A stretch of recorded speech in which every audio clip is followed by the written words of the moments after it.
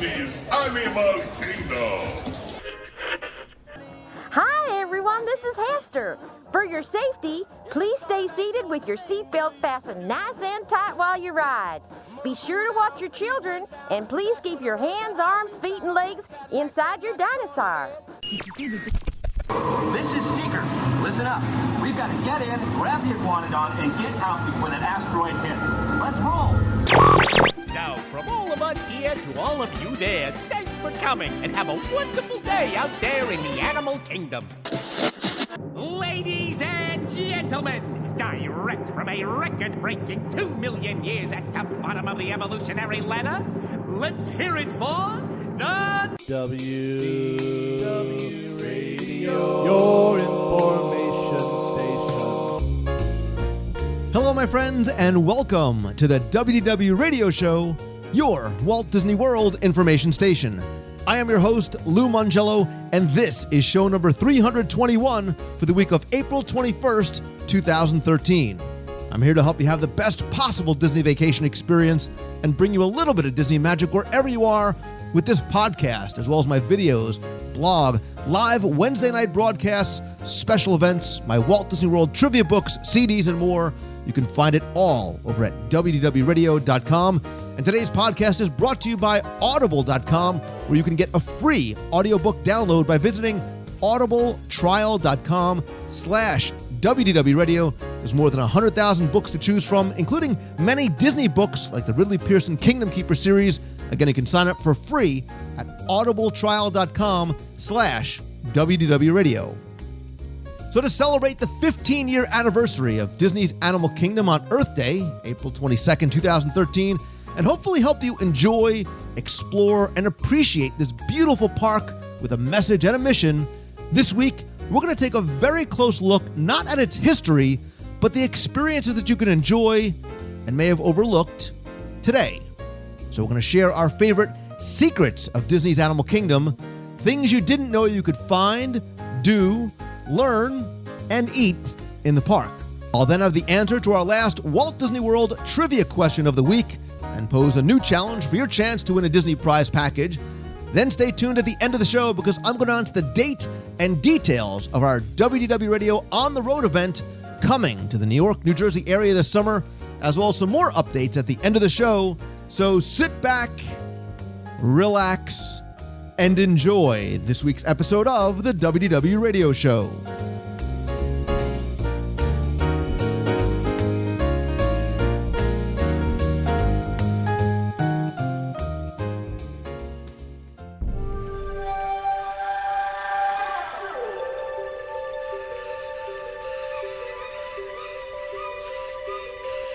On April 22nd, 1998, Disney's Animal Kingdom, Walt Disney World's fourth and largest theme park, opened to the public appropriately on Earth Day, as was the first Disney theme park to be themed entirely around animal conservation. It was a philosophy that was once pioneered and embraced by Walt Disney himself. Currently the largest single theme park in the world, it's the next one to celebrate a milestone here in Walt Disney World following Magic Kingdom's 40th and Epcot's 30th. It is celebrating its 15th anniversary on April 22nd, 2013, and Disney is going to be celebrating along with its guests. And to honor the park and its legacy and mission, creators, cast, details, and stories, we want to look not at the park as a whole, but in yet another way to hopefully help you understand, appreciate, and enjoy it even more. Because like everything you see in Walt Disney World or any Disney park worldwide, it's like an onion with many layers, or as some prefer, a cake with much more to enjoy underneath that sweet, pretty icing on top. So this week, Ryan Wilson from the Main Street Gazette and I are going to take a look at, and maybe even introduce you to, a few of our favorite secrets of Disney's Animal Kingdom. Things you didn't know you could find, do, learn, maybe even eat at Disney's Animal Kingdom. So I want to once again welcome back my good friend, fellow intrepid explorer, Ryan P. Wilson Matua. How's it going? Now that I've said it once, it's going to stuck with me forever. It's there forever. And with the whole onion thing, though, I was like, the park's gonna make us cry. I think I don't understand. What are we doing? And you know it's funny, and I've talked about this in the past, and I have to link in the show notes to an episode I did years ago, because Disney's Animal Kingdom, and you correct me if you think wrong, I think to some people still sort of holds that moniker as the quote-unquote half-day park. I completely disagree, and I actually did an episode a while back where I made my argument, so much so that I laid out day by day and almost hour by hour how Disney's Animal Kingdom can and should be a 2-day park. Because I think, Ryan, this is the one, and this is why I think this is going to be a fun segment, because it's so rich, it's so beautiful, it's not meant to be... Look, I think they shouldn't have maps at the front, right? I think you should just go wander and meander and see where those paths take you, because this park, for me personally, is not about the attractions. It's about the park itself. No, you can get the attractions out. Yeah, go ahead and rush through the attractions if you want.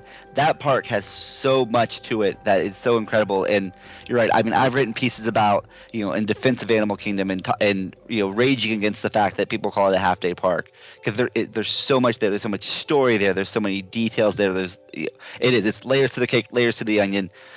Just incredible wealth of experiences that you have to actually take time to, stumble upon, search out, and really just take time to meld with. And we've done a couple of segments relatively recently in the past about things like the Kilimanjaro Safaris, and we talked about sort of this philosophy of the park that I think some people say, well, I don't care, I'm going to go ride Everest, I want to go see the shows. But I think understanding that philosophy of the park and this childlike love of animals as pets and in fairy tales, and then sort of that physical experience and that sense of adventure, and then a more mature, respectful, intellectual appreciation and understanding of these animals and conservation. I think as you start to look at the park that way, and hopefully some of the things we're going to talk about are going to maybe sort of bring some of those things to the forefront, I think you really can have such a good, rich, fun, and yet maybe, dare I say, even educational experience, whether you are a kid or adult, by sort of picking up on some of these little details and the significance behind them. Definitely. It bookends so well, for the adults who want a more mature experience and they really want to dig into things, to the, unabashed wonderment you can get from children, the first time they see a giraffe. The roller coaster is great for them, if they're at that height requirement, but watch them watch a giraffe walk by and then start asking questions. Yeah, the park just has something to really bring everyone, that experience that they're looking for, whatever it happens to be. So I thought what we would do maybe is sort of go land by land, because it really is like the Magic Kingdom, right? In terms of its lands and its introductions, and there's a lot of parallels and analogies you could make between those two parks. So I think why don't we sort of just start at the beginning, sort of going through the Oasis to Discovery Island, and talk about some of those little... I'm using air quotes as if you could see me. Some of those secrets about things that you could maybe see or do or learn from. And yes, I said half-jokingly, maybe even eat. But some of those details that maybe a lot of people overlook. And I think that, for me, there's one that I like showing people even before you step foot inside the park. Yep. I know where you're going with this.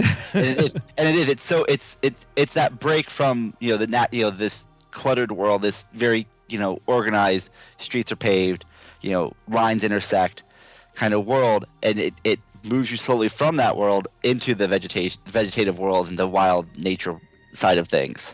So yeah, as you come from the parking lot of Disney's Animal Kingdom and head towards the Oasis, right, you need to really take a close look at the surroundings even before you step foot onto the pavement by the entrance, because this Oasis is sort of meant to be a transitional element. Like the Imagineers, you create portals throughout places like the Magic Kingdom. This is sort of that buffer between the real world outside and this beautiful park inside. If you look around, you'll see things like some of the buildings have that arts and crafts style architecture of the early 20th century in Southern California. But that's really secondary. That's not what you're supposed to be looking at, although it very much ties into the natural elements that they use in the design.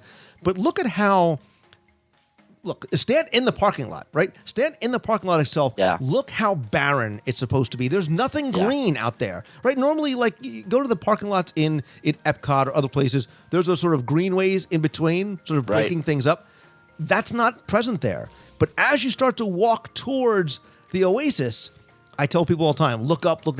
You need to look down. Look at how that pavement changes. It becomes more natural. It becomes a sort of almost look as though it's sand or dirt until you get to that sort of giant pattern of the tree of life inside.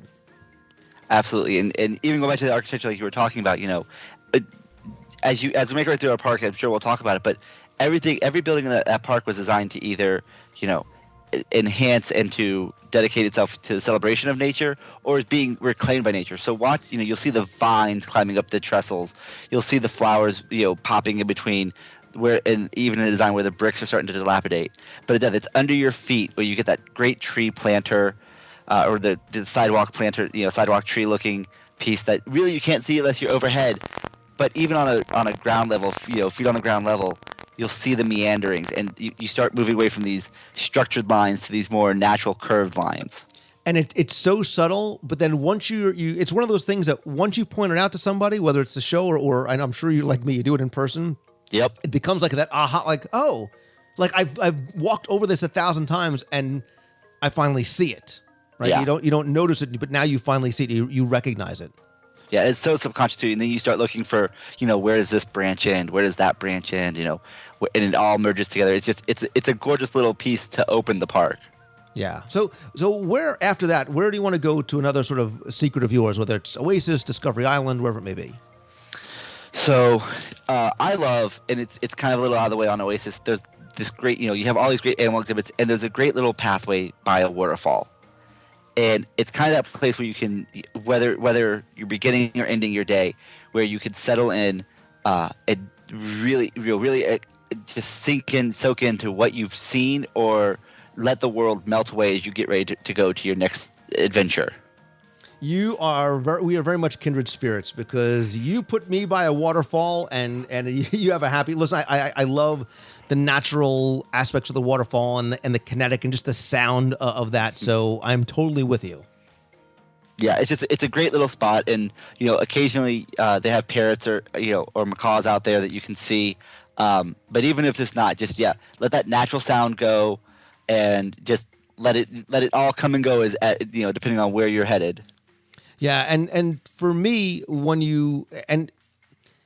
I'm one of these people, Ryan, and I tell people all the time, and I acknowledge that you have limited time in the parks, you want to get to Everest, you want to get to Festival of Lion King, you want to hit all the big things, but this is one of the areas I like just wandering, like talking to the cast members, seeing the animals, because it's different every time.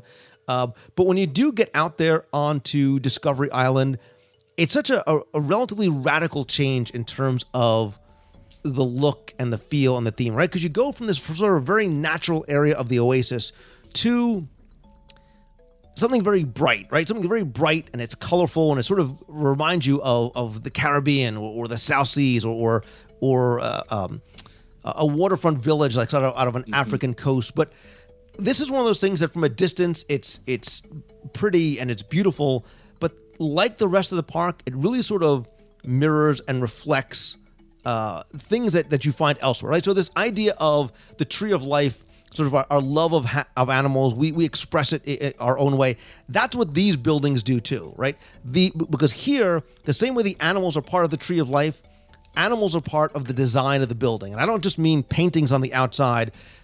Snakes go up and down columns, and they're around window frames, and there's patterns found on. So everything that you see has a reason and a meaning. Even the building heights are deliberately not too high for a specific look and feel. And as we sort of touch on, I'm sure you will as well, the specific buildings, the animals that are represented in there are there for a reason. They tell a story. They are all sort of collectively grouped together with a purpose. Mm-hmm.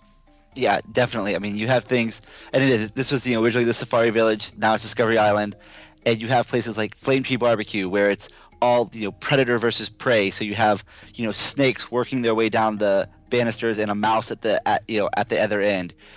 You move over to places like the island Mercantile, and it's migratory animals. So you have birds that are flying. You have fish that are swimming upstream. Every building has its own theme. Every shop has its own message of animal life that it's trying to express. But it is so colorful. It's celebrating everything to do with the natural world. And this is one of those things that you could be standing inside the building and looking around, and you might not be able to connect the dots without sort of somebody helping guide you along the way, right? So, for example, if you go into creature comforts, right, look carefully. What is not unique about those animals, but what's similar about all of them, right? They're all insects or animals. They have spots or stripes, right? Yep. Zebras, tigers, bumblebees. Island Mercantile, like you said, animals that migrate or work, right? So you've got geese and camels and beavers. Those are very specific animals. So sort of very sort of utilitarian animals like working animals or migratory animals. Beastly Bazaar is all about water, right? So it's fish and otters, and even you'd see bears in there or a seahorse. Disney Outfitters, those are ones that travel in herds.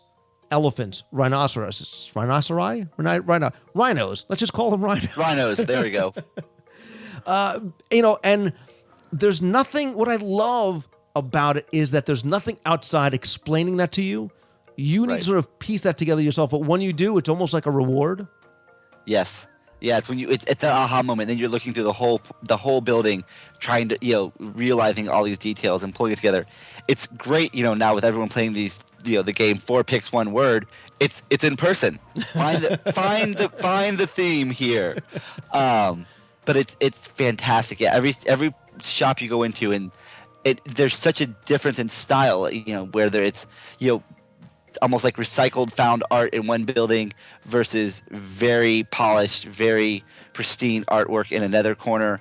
It has its own story in the artwork, has its own story message in the animals that it's collected. Every place is just an incredible place to walk through. All right, so what's another one of your secrets of Animal Kingdom? So, also on Discovery Island, and it's kind of quirky, and it's, I'm that guy who loves words. I'm the wordsmith. I love to play with words. If you go and you walk through the gardens, the Tree of Life gardens, and you look at the animal plaques, it's great to talk to cast members, but sometimes they're not around. They have these plaques telling you where the animals are from, with some artwork for them. But what I love is there's always a little verse, a little rhyme on each of the plaques telling you, talking about whether it's the porcupines and the quills and wills, or it's just that little bit of wordplay that be funny for a child and really stick with anyone who reads them. Yeah, and it's what I love about stuff like that is they're throwaways, right? Like they're not, but when you find them, it's like a little prize, right? It's like a little reward when you do, and it's something that, like you said, kids enjoy and adults enjoy as well too. Yes, yeah. What else you have? So for me, obviously you ignore, pardon the accidental pun, the 800-pound gorilla in the room, the Tree of Life, right? The visual weenie, the icon of the park. One of the things that, we all know about all the animals that are carved in there. A couple of things that I like about this, sort of a couple of secrets about the Tree of Life, which I didn't realize until not too very long ago. The overall look and the design of this tree was actually, we know that it's fashioned on an oil rig, right? That's sort of where they get the base of this. But the design was actually based on a bonsai tree that was at Epcot's Flower and Garden Festival. So the design team is out there on a trip to Walt Disney World looking around, and they see a specific bonsai tree, and that's what they use as the inspiration for the style and the design of the Tree of Life.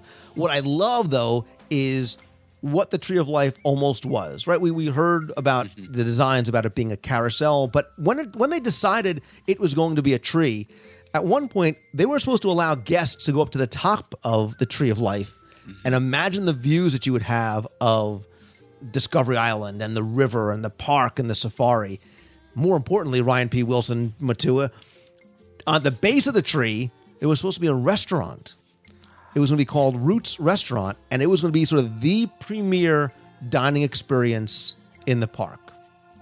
Right, and you were going to have all kinds of little experiences going on. It was, to me, when I read about it, it almost felt like we were going to have we all know the original Enchanted Tiki Room, Walt wanted to be a restaurant. I almost felt like it was going to be that kind of an experience in Animal Kingdom.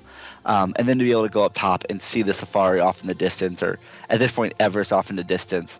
The Tree of Life is filled with so many incredible details. And I actually did not know about the bonsai. I knew it was based on a bonsai tree. I did not know it was from Epcot, though. Yeah, I thought that was pretty neat. So. That's incredible. But yeah, the Tree of Life has some incredible details. I know one that I love so much is when you're walking through it is finding the trails that have been carved out by termites or other insects and the knot holes. 'Cause everyone knows about all the animals that are carved on the side, and whether it's a buffalo or an eagle. But how many of you get down to that level and you start looking for the trails that bugs left when they got into there, which leads you straight around to it's tough to be a bug. Yeah, and if you go through sort of the area where it used to be part of the queue for A Bug's Life, it's now called the Tree of Life Gardens. If you walk through there and sort of look up, you'll find sort of these holes that were sort of bored by the bugs that were there earlier. And if you look through them specifically, you'll see, they sort of focus in on individual animals, which I think is brilliant. Yes. And when I thought about that, I kept on thinking about specific animals and maybe why those were chosen. And I love the story about how Jane Goodall, when she first came to see the Tree of Life, commented that there was no chimpanzee Yes. on there. So they eventually put one on there, and they call it David Graybeard to honor her. Yeah, it has a nice little plaque. It's actually right before you get into the kind of like the holding area for It's Tough to Be a Bug. There's a plaque, and it talks about her connection to the park and her connection to David Graybeard, and it's just a great carving they've put in there. Yeah, so go ahead, give me another one. It doesn't have to be about the tree, but put down your map, go anywhere you like. We could spend a whole episode in Dino Land, and I know you have, but that place is just a wonderland of details for me. I think probably one of my favorite is WDIG or WDIG, the radio station that you can hear, the college radio station you can hear as you make your way through, particularly in the Boneyard and inside Restaurantosaurus, and it just plays, has great catchy, disc jockeys who are just comedic. Their comedic timing is, impeccable, and has great songs like "It's the End of the World as We Know It," "I'm a Little Dinosaur." I love just sitting around and listening to that loop. It just makes me smile. Yeah, we a while back we did a whole segment on Dinoland, and I love the story, the sort of the backstory, because people sort of, when they go to Dinoland, they sort of dismiss it. Like, why would Disney build this goofy looking midway here? It's so non-Disney, but that's it. That's the joke, right? That's the piece, right? That's what it's supposed to be. And there's this whole backstory about Chester and Hester and the gas station. And if you sort of look closely and sort of look beyond the paint, you'll see that that building used to be a gas station that's sort of out of the dinosaur treasures.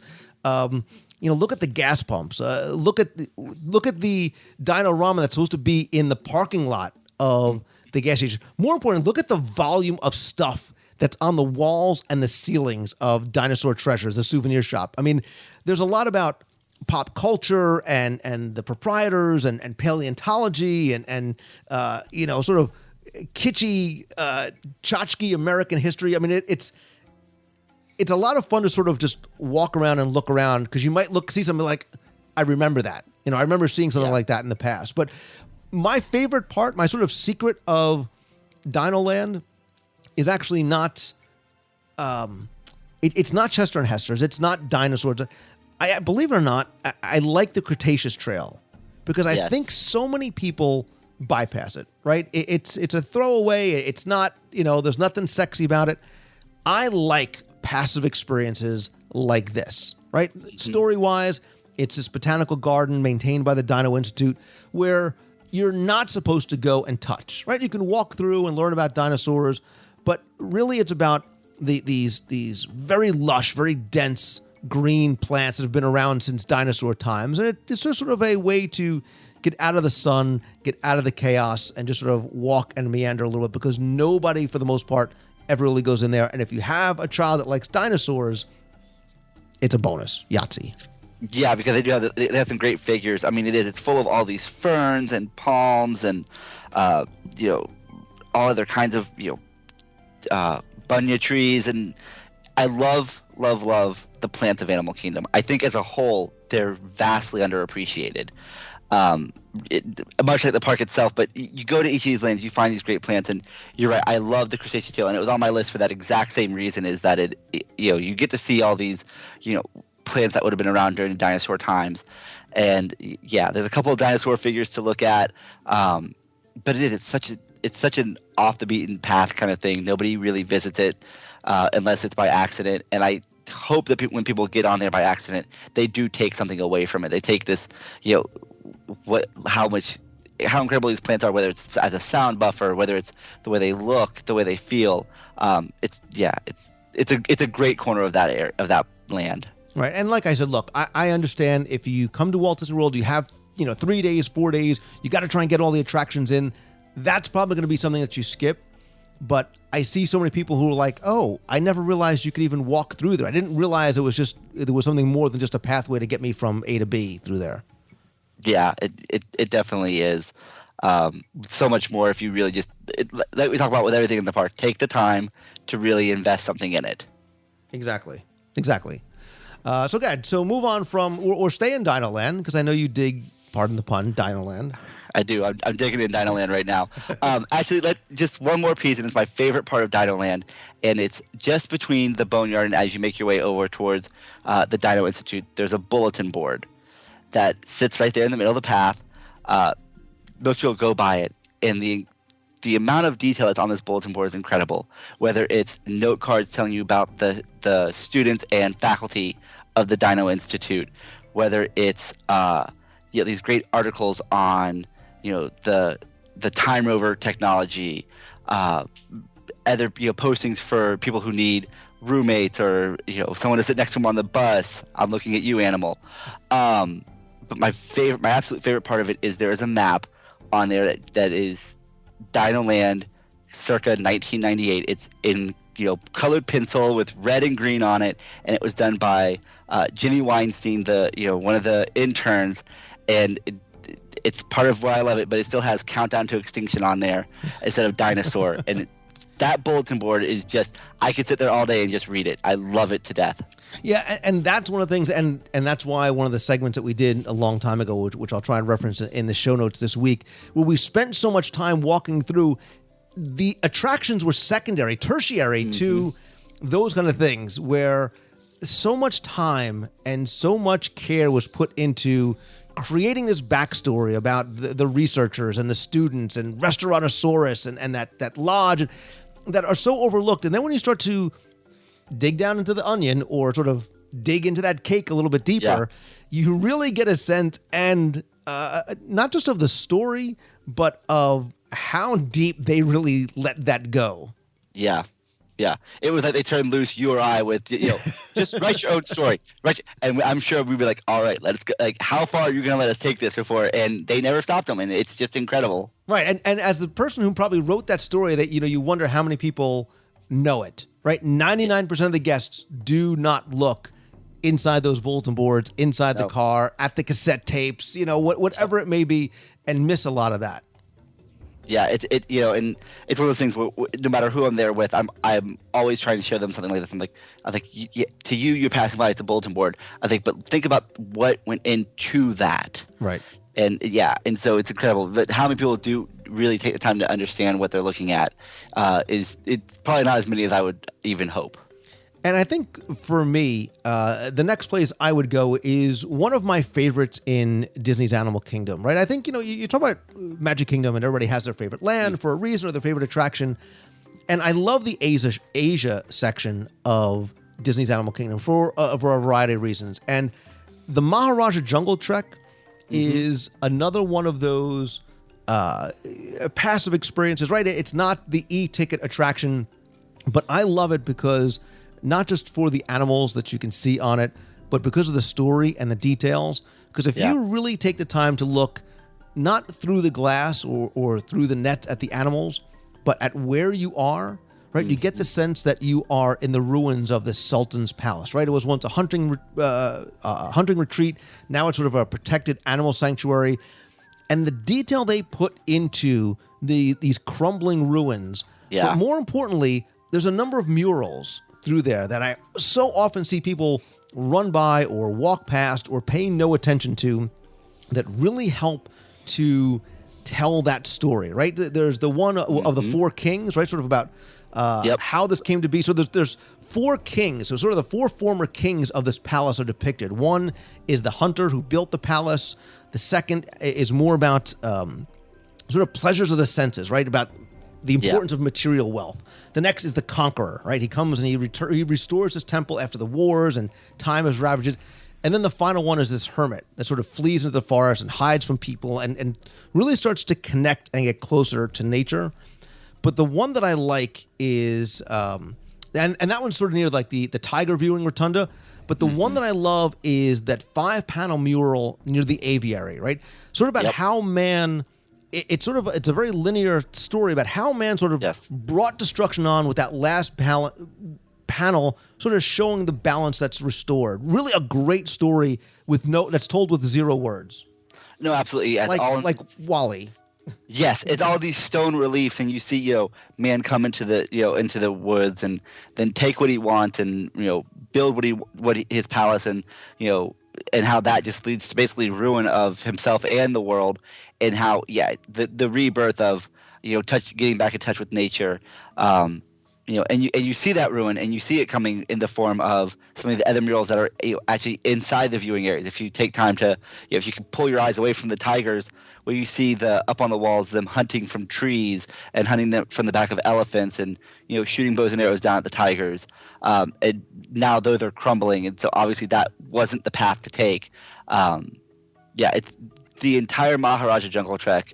All the trails of Animal Kingdom, though, are some of my favorites, but Maharaja Jungle Trek is where I could spend just ridiculous amounts of time, whether it's studying, all the architecture, and, whether it's the water fountain that's there because, they want you drinking from potable water sources, not from the streams, because it's not sanitary for people who are hiking through the animal reserve, or it's talking to any of the cast members, whether it's in the Bat House or in the Tiger exhibit, anywhere along the trail that you can find someone to talk to.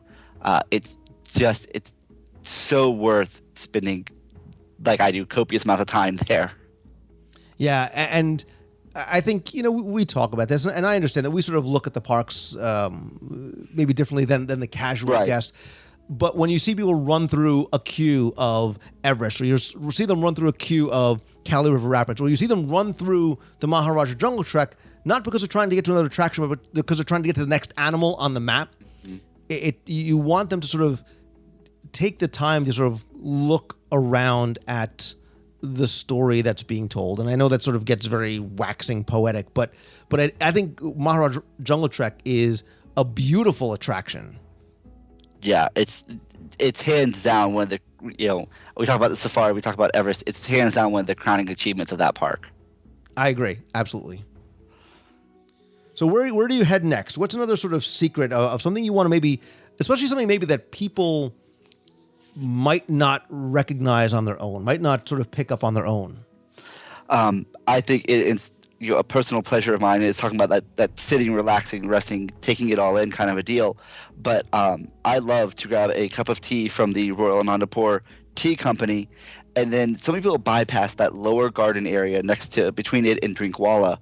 That is just an incredible little area to sit. You can still hear the screams from Everest. You have the view of Everest, or you can walk right across the walkway and watch the different primates who are at play. There's so much in that one little area to do. That grab a cup of tea and just walk around and really study the temple that's in ruins that was under repair, but the Submarines have moved in, or go to the lower garden and just chill. Mm-hmm. And then it always leads me to my, a great another map. I'm a sucker for maps, but there's the Trekker's Guide to Anandapur, which leads you straight into the Cali River Rapids queue. And if you watch the map closely enough, if you look at it, the blue dots on there, whether it's a shop or a temple, are all real places that you can visit as you make your way through Cali River Rapids queue, whereas the reds are fictitious and let your mind wander to, well, what could that place be? Yeah, and we need to add to our growing list. We need to really do a segment specifically on Cali River Rapids, which it's not about. It really is not about the attraction itself, because No, the it's queue, not. right? The queue is where the beauty of that attraction lies, and you get much less wet. Yeah, exactly. It's all the fun without the soaking and needing a change of clothes. Because I've done that before. I've gone into the queue and I've walked the queue with people, and then I left. And the cast member was like, "You're going the wrong way." I'm like, "Oh, no. I know which way." They're going to get wet. I'm going to get myself a cup of tea and a pretzel. And a couple of egg rolls. Yes. Oh, yeah, the egg rolls. Yeah. Yes. Yeah, egg rolls. Trust me, egg rolls are on my list. That's why I threw it out there. But no, you're absolutely right. Yeah, we need to do Cali River Rapids because it's such an incredible experience just to take the time to go through that queue and really dig into what's there. Yeah, absolutely. All right, so we mentioned egg rolls. I said in the intro that we were talking about things to do and see and learn and eat. So I'm going to grab that bull by the horns and say there are a lot of places there. And look, and I love Flame Tree. I love Yak and Yeti, inside and outside. I love sitting outside Yak and Yeti for counter service.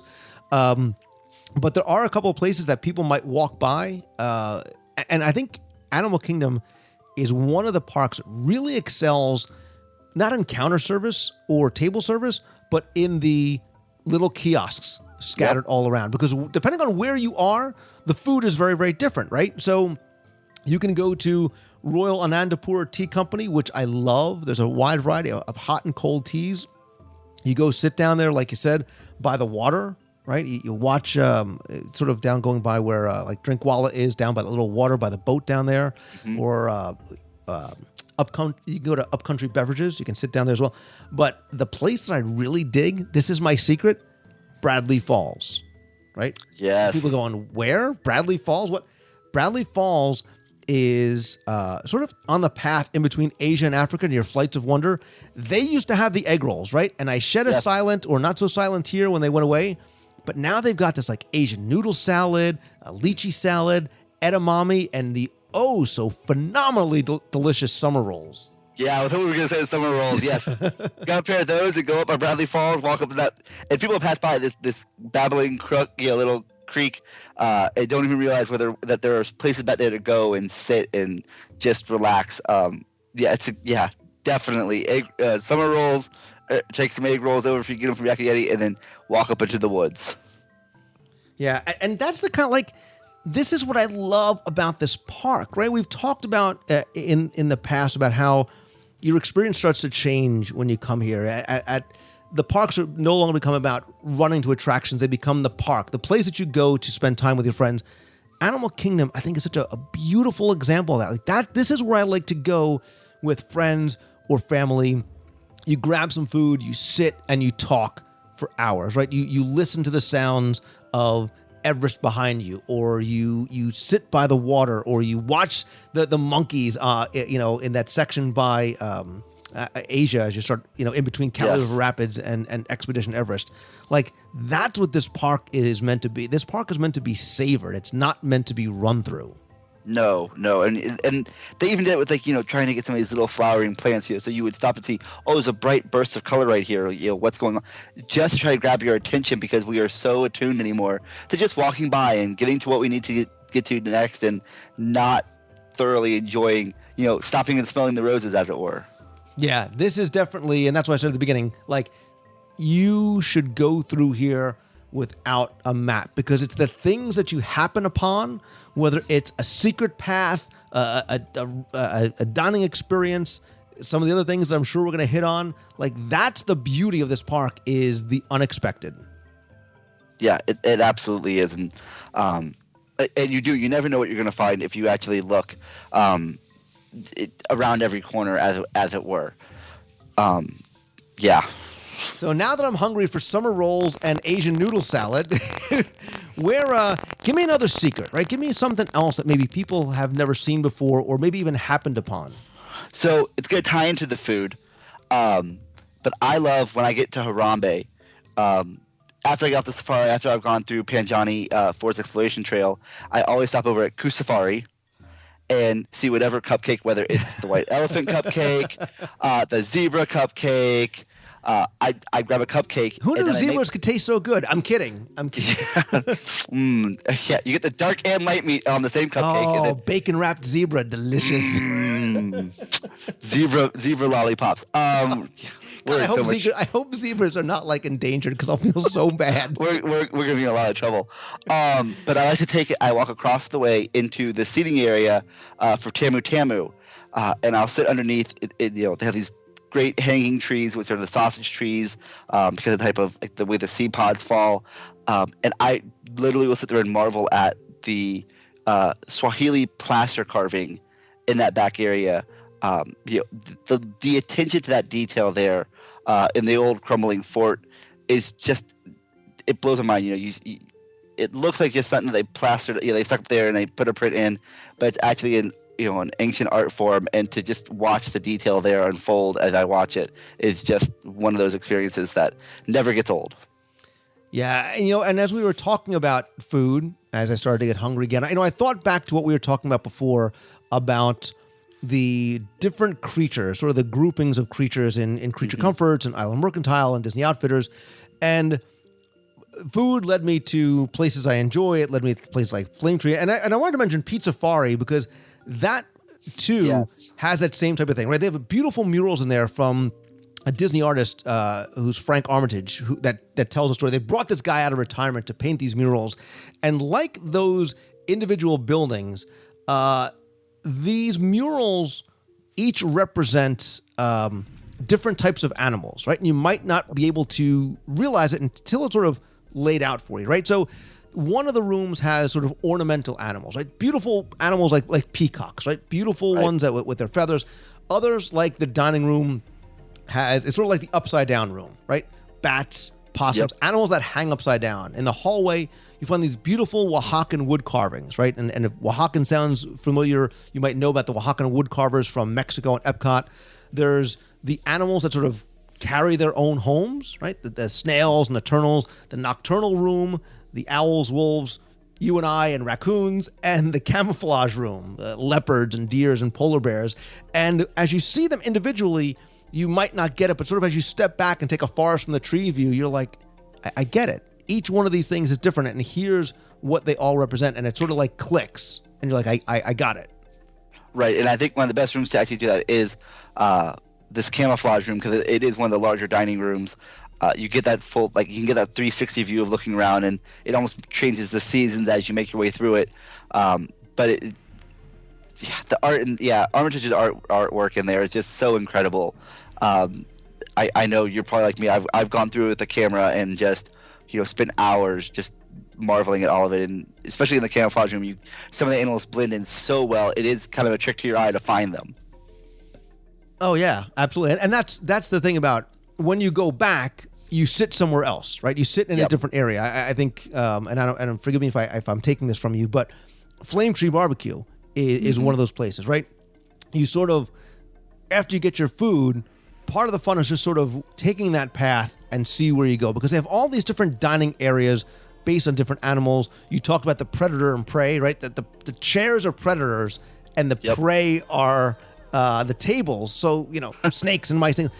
But as you walk through, and I suggest walking down to the right, sort of they have this Balinese water garden, and one of my favorite spots here, and I've had meats there before, I'm having another meat there, is this beautiful, tranquil, quiet dining spot right by the water with this view of Everest. You're sort of surrounded on two sides by water. It's quiet, it's shaded, it's cool. You get this little breeze off the water. It's beautiful. Like, it's a beautiful place to just sit and relax, and like I said before, enjoy time with your friends while eating barbecued meat products. Yeah, that is probably my favorite pavilion of all the little, far-flung areas to dine for Flame Tree is down by the water there, where you can see Everest. You get a nice breeze off the water, and going back to the table and chairs, you're right. The chair's the predator, the table's the prey, and then think about where you're sitting in that moment in the chair with your food on the table. It's the circle of life right there on a plate. Right, they should have a chair with a human on it and a table shaped like barbecue. Yeah, just ribs. Just the table shaped like ribs, and then that'll be fine. Oh.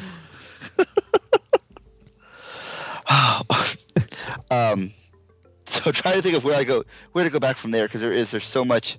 I love so much of the food in Animal Kingdom, because they do such a good job of finding the perfect niche for these items, and just building upon it. And sometimes you walk right by and you don't even realize. And they've been building it up so much recently with Tamu. Tamu has a bunch of new items.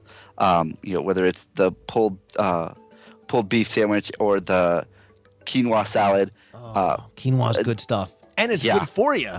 And it's good for you. See, kids, yeah. But Animal Kingdom, I think, above any park right now, has been doing such a great job of bringing foods from everywhere and something that tastes good to everyone. So yeah, the food. Yeah, now I'm hungry. And I like, it's sort of like a little mini food and wine festival going on there, because you walk through those little kiosks and you can try a bunch of different things. Like I said, you can't get that Asian noodle salad or that lychee salad anywhere else but there. And I like that there's food specific to there. The thing I was thinking, Ryan, about this too is a lot of things that we're talking about are very sort of artistic or elemental things or storytelling things.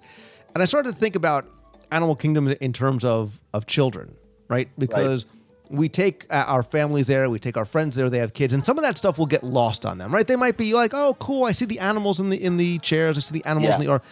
But Disney is very cognizant of giving kids those same type of surprises too. And some which are very specific to children that we cannot, I can because I'm a child height, but most normal sized adults cannot get to because of maybe where they are, right? So it got me thinking about the boneyard, right? So inside that boneyard, in that kids play area, which we love because it's well themed, there's a cool story for us, but more importantly, it gives kids a chance to run around, expend some of that excess energy. But if you look, it's like the Indiana Jones pull the rope, right? There's a door to pull on, and there's a surprise, right? You can find those bones sort of lined up side by side, which is the xylobone, right? So they can play music. If they step somewhere, it'll make sounds of a lion's roar or different sounds and what like that. And there's even their own little cork bulletin board with these sort of prehistoric dinosaur jokes, which are meant specifically for their age range or people who are like us, 7-year-old trapped in 40-some-odd-year-old bodies. Yeah, I know they always give me strange looks when I go wandering around the boneyard because I don't have kids of my own to take in there. But I'm like, oh, it's just. I was like, can you see this? I was like, read this joke, read it, and then everyone gets it, and it's like, oh, this is so wonderful. Yeah, and that's one of those things that Dinoland does so well is, it tailors to the adults, but it's a world of opportunity for kids. Whether they're blowing off steam or fighting something great. Like if they're not big enough for Dinosaur, they have Primeval Whirl, which is a more colorful, fanciful version of time travel. But the boneyard is so incredible. I love the footprints that have the Tyrannosaurus Rex roar, and the Jeep you can climb on and you can pretend like you're driving. And then you walk across the bridge and you just have the dinosaur bones all around you, and it's just incredible. Yeah, so I have one. I have lots more. This segment could go on forever, but there's one more that I'm going to save, which might not be a secret, but well, I don't want to give it away, but give me your one more. Give me the final one that you really want to sort of make sure people recognize or look for when they go. So I think it's probably one of the most overlooked areas in the park, and it saddens me because there's so much there, but it is Conservation Station itself. Because people don't, because it's so far removed from the rest of the park, because you have to take the Wildlife Express to get there, people don't venture out that way. And they're missing out on such an opportunity, whether it's to see backstage and see the animal habitats from the safari, or to get there and actually see the animal services doing exams of animals. I was there a couple of years ago, saw them do an exam on one of the male lions, and it just blew my mind. There's, information segments out there, shows you how to build bat houses, shows you how to build backyard habitats. There's a great pathway where you see all the animals that are so, plants and animals and people far away from each other, and as you move down the walkway, this great symbol in the middle where they've all come together and they fit perfectly. There's just so much that Conservation Station offers if you give it the time to go out there and explore it. Yeah, I mean, look, I love the train ride. Like, I love the train. I mean, I love the train station. I love the train ride. I love sort of that sideways sitting railway and sort of getting to see backstage. But you're right. Don't rush out to Conservation Station. Let your kids pet the animals, go into one of those sound booths, and then run out. You should really sort of walk the path and do. Animal Kingdom is filled with interactive exhibits. Right? Things, I talked about the Cretaceous Trail being a very passive one. The rest of Animal Kingdom is meant to be touch it, feel it, taste it, smell it, whatever. Use all of your senses. To that point, and this isn't a secret, this is one of the things I think you should do in all the Disney parks, specifically in Disney's Animal Kingdom, is talk to the cast members.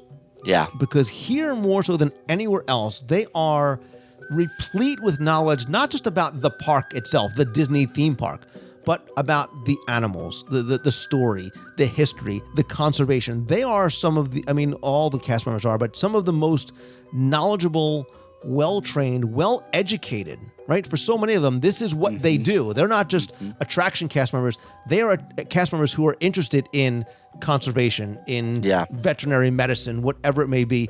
You could sit and you should talk to them throughout the parks, right? Don't just teach your kids to do that, but you should do that as well too. Yes, definitely. And sometimes it's really kind of right in your face, whether when you're passing by in Harambe School where they're doing talks, or Anandapur has the culture center right next to Yak and Yeti. But you could seek them out. They're right there, and they're just waiting for someone to start asking them questions and to talk to and to share their passion with. This is their passion. Whether it's, I know I've spent 45 minutes talking to a cast member at the Bat House, on Maharaja Jungle Trek once. They know so much and they care so much that it's a shame that if you don't take advantage of it.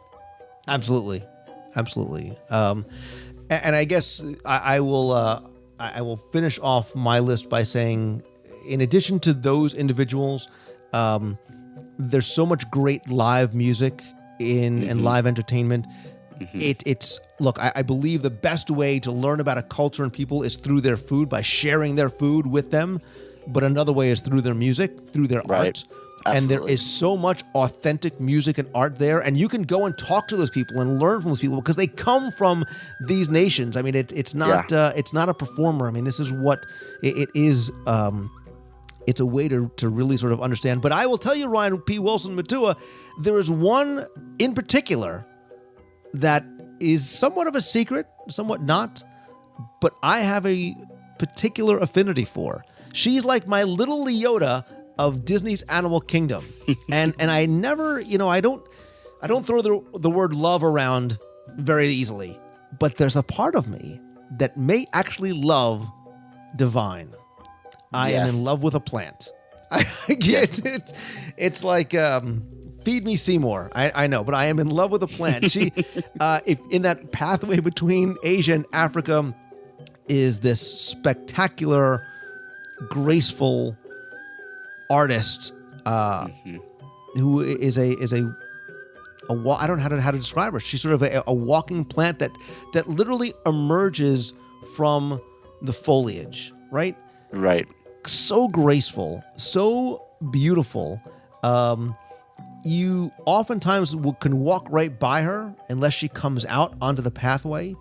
But the way she moves, the way she interacts with guests, the way she emotes without saying a word by just sort of by using her leaves and plants. I know it's hard to sort of describe in words, right? So we could ruin the magic and be like, oh, it's a person who has stilts on arms and legs. That's not what it is. It's almost like a living vine, and as she moves, as if you watch like a time lapse of a flower like slowly opening, that's almost the method of her movements as she comes out from behind the trees, as she makes her way to a new tree.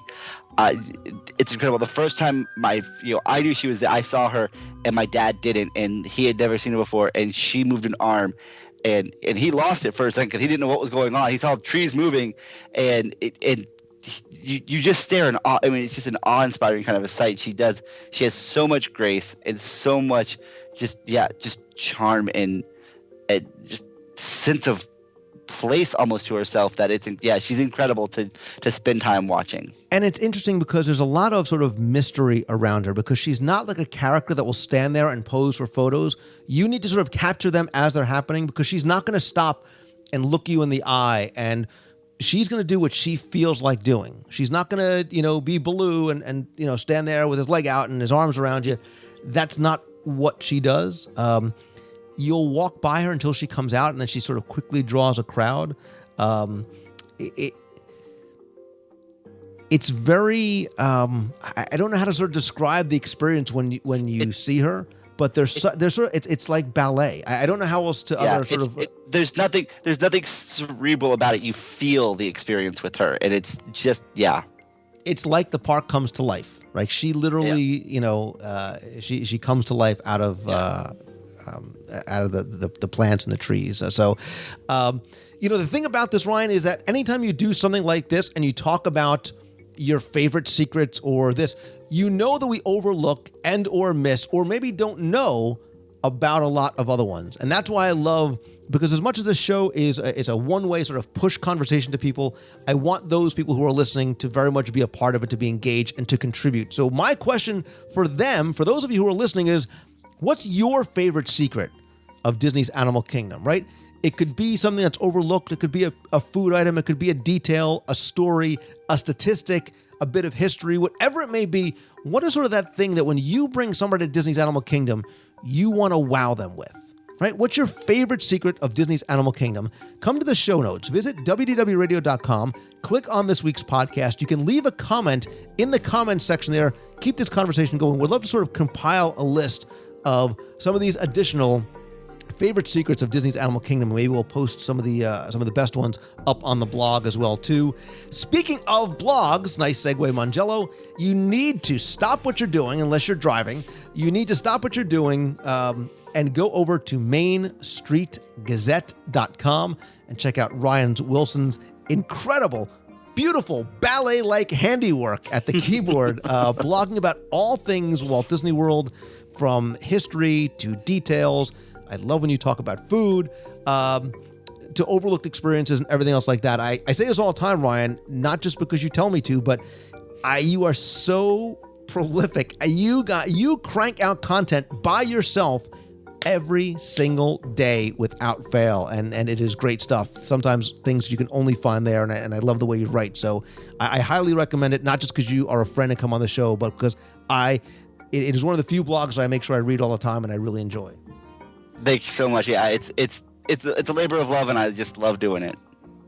Awesome. And listen, we have many, many more segments to hit in the past. We are going to go back, and we are going to go into the future too. So I look forward to more secrets and more dining in other parks as well. Absolutely. I was waiting for you to start singing "Digging in Dino Land."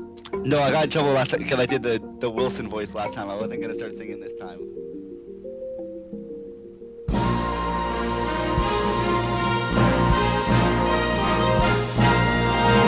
It's time for our Walt Disney World Trivia Question of the Week, where I invite you to challenge yourself to see how well you know your Walt Disney World history, or pay attention to the details on what you see or hear, for a chance to win a Disney prize package. Before we get to this week's question, let's go back, review last week's, and select our winner.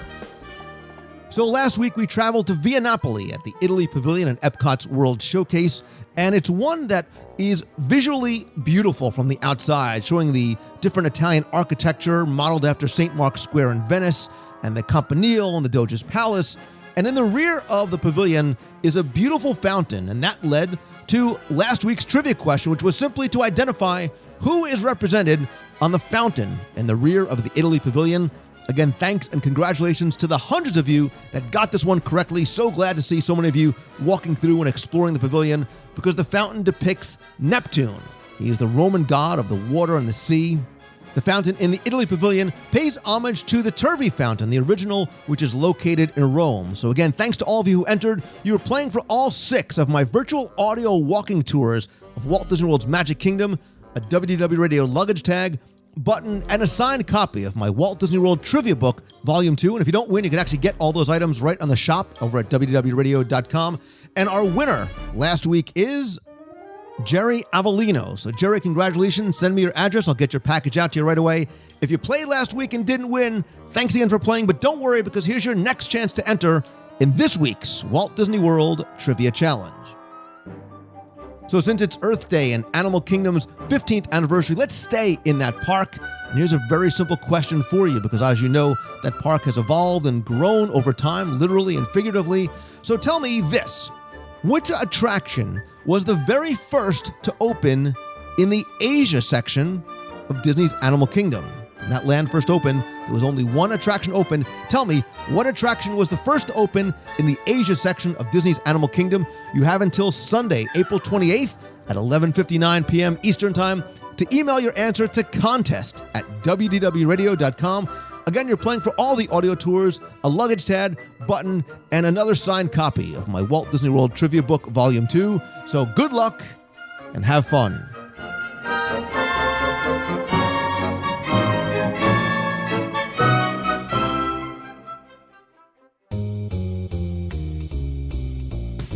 That's going to do it for this week's show. Thanks so much for taking the time and tuning in this and every week. Please be sure and come by and visit the website over at WDWRadio.com. There you can comment, share your thoughts about this week's show. Also, be sure and check out our daily blog posts, contests, photo galleries, videos, and lots more. And of course, we want you to share your photos as well, too, for Self-Shot Tuesday. So if you took a photo of yourself, your friends, your family in Walt Disney World somewhere, email us at photos@WDWRadio.com. We'll post those on the blog. Also, be sure and join us every Wednesday night at 7:30 p.m. Eastern for WDW Radio Live. You can watch and chat real time in the chat room as we discuss this week's Walt Disney World news, where you can be part of the show and broadcast as well. Be sure and sign up for our free email newsletter with exclusive content, contests, offers, and so much more. And download the free WDW Radio app for your iPhone, iPad, or Android device. I also have a special going on exclusively for listeners of the show. If you visit WDWRadio.com/shop, you can now save 50% off all the audio guides to Walt Disney World by using code FRIEND50. There you can also purchase my Walt Disney World trivia books and logo gear from Zazzle.com. You know, I love hearing from you, want you to be part of the show. You can call the voicemail at 407-900-9391. That's 407-900-WDW1 with a question, comment, or just saying hello from the parks. Or if you have a question you want answered on the show, you can email me at lou@WDWRadio.com. Follow me over on Twitter. I am @Lou Mongello. You can come subscribe to my page, facebook.com/Lou Mongello as well.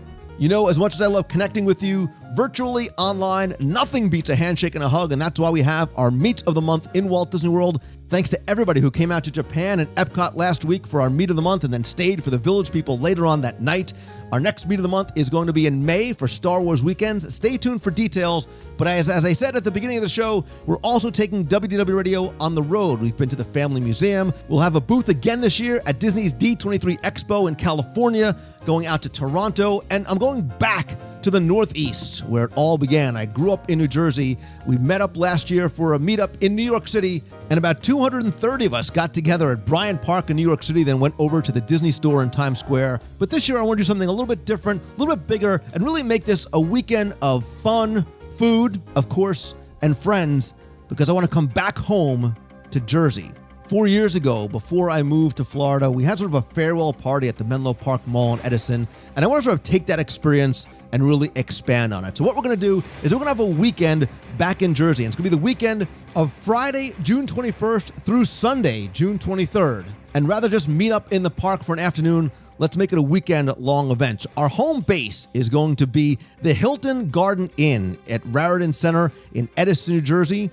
The hotel is located just a couple of minutes from the New Jersey Turnpike, the Garden State Parkway, Route 287, very close to the Metro Park train station, which is serviced by Amtrak and New Jersey Transit. So whether you're coming from the south or the north or the west, really easy, really convenient to get to. And what we've done is we've rented out a ballroom there from 9 a.m. to 4 p.m.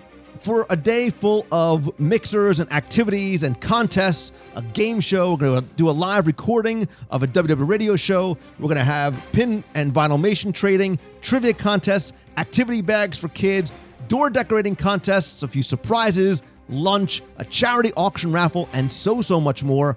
But we don't want you to just come for the day. We want you to stay for the weekend. So what we've done is we've arranged with the Hilton Garden Inn a very special rate just for members of the WDW Radio family. Rooms are available on Friday and Saturday nights for just $92 per night. You can call and book directly with the hotel. And we want you to come in on Friday. We'll do a group dinner Friday night. Maybe have a pool party at the hotel later on that evening. And then Sunday, we're going to have another very special event after breakfast that you're going to be able to join us for with the entire family. And we're going to have additional details coming soon. After the event on Saturday, we're also going to have another optional dinner at the world-famous and amazing Harold's Deli, which is located right across the street from the hotel. If you've never heard of Harold's, check the website at haroldsfamousdeli.com and look at the photos as well, too. Seating is going to be limited for that as well, too. Later on that night, we're going to go to Monsters University at the AMC Theater at Menlo Park Mall. It's going to be opening weekend, so it's going to be a full day full of Disney, fun, friends, of course, food, and a movie later on at night. And again, we have that special event on Sunday as well. Visit the events page over at WDWradio.com for more information, details, and you'll be able to purchase your tickets on Wednesday, April 24th, starting at 6 p.m. right there as well, too. You'll also find information about the Hilton Garden Inn and the phone number you can call to book your room as well for Friday and Saturday night. Again, we invite you and hope that you can stay for the entire weekend, or at the very least, our event on Saturday and all the fun that we're going to have on Sunday, too. Really excited to share some more details about what's going to happen on Sunday as well. Really a reason that you guys should stay over with us on Saturday night. So I'm really looking forward to coming back to my hometown in New Jersey and seeing old friends and new and sharing a great weekend with all of you. Hope that you guys can make it. If you have any questions, you can email me at lou@wdwradio.com. Quick thanks, as always, to my partners and sponsors, Mouse Fan Travel. They're my official recommended travel provider. Whether you're coming to Disney World, Land, Adventures by Disney, or coming with us on the Disney Fantasy, November 2nd through the 9th, with our special guest, Ridley Pearson, Becky and her agents get you the best possible prices, all the available discounts at no additional cost to you. And, of course, their incredible level of personal service is what separates them from everyone else. If you want some Disney magic delivered right to your door, Celebrations Magazine is available in print bi-monthly or digitally on your iPad, your iPhone, your Kindle device. You can subscribe, order back issues over at celebrationspress.com. And finally, my friends, and you are my friends, whether we have met yet or not, all I ask is that if you like the show, please help spread the word. Let others know about it. Tweet out that you're listening, share links, and come by and comment over on Facebook as well. And please come by, rate and review the show and the app over in iTunes. Very, very helpful. Very much appreciated. And I want to sincerely thank all of you again for taking the time to tune in every week, to email, to come out to the meets and be so supportive and such good friends to me and letting me share my passion for Disney with you. And I want you to do the same. I want you to feel that same burn and passion every day. So stop worrying about it and think about how far you still have to go. Focus on how far you've come and always, always keep moving forward. I hope you guys have a great week this week. So until next time, thanks again. See ya. Hey Lou, David Z here from Richmond, Virginia. I'm listening to episode 296 where you guys are reviewing the Territory Lounge. I know I'm a little bit behind, trying to get caught up. But you guys pointed out some of the Asian inspiration behind some of the dishes that's available at the Territory Lounge. Just wanted to let you know that that's all part of the backstory, the amazing backstory of the lodge. Obviously, when the rail was expanded, they hired cheapest labor they could, and at the time it was Chinese immigrants. And as you can see throughout the lodge, especially the Carolwood room, the rail had a lot of inspiration behind the decorations, and I guess the food also. It's a neat Imagineered fact for you there. Thought everybody would enjoy that. Have a nice day. Hey Lou, this is Matt from Birmingham, Alabama. I was just calling to tell you that the first place I would probably want to show Walt was something that he probably never got to see, he saw on plans, but he probably never got to see in person for sure, was the utilidors. And while I haven't been down there on a tour yet, but just the marvel and amazement that, that I've seen it on TV, on the specials and everything, but just the way that things flow and transition so that he didn't have that luxury in Disneyland Park. So I just think that he would just really think that that's amazing what the Imagineers were able to accomplish there in the construction site and everything. But also, where he would stay, I think he would like to stay at Fort Wilderness and show him the grounds there, and maybe stay in one of the cabins and just, because I think he would enjoy that rustic feel, and probably even eat dinner at Hoop-de-Doo Review. Yeah, so he'd probably would enjoy that show. So those are my thoughts, and keep up the good work, enjoying it, and keep moving forward, friend. Bye. Hi, Lou. It's Jeff from St. Paul, Minnesota. Here it is the middle of April, and they're getting 8 inches of snow in Minnesota. So my wife and I have decided to go out to Disneyland and try and get away from winter for a while. We're currently in Arizona, driving over to Disneyland, and going to be going to Walt's Barn this weekend up in Griffith Park, and then going to Disneyland and staying at the California Adventure for a week. So we had our 20th wedding anniversary last month, and we're getting ready to go have a good time in Disneyland. Hope your week's going good, and we'll talk to you later. Bye. You've got a friend.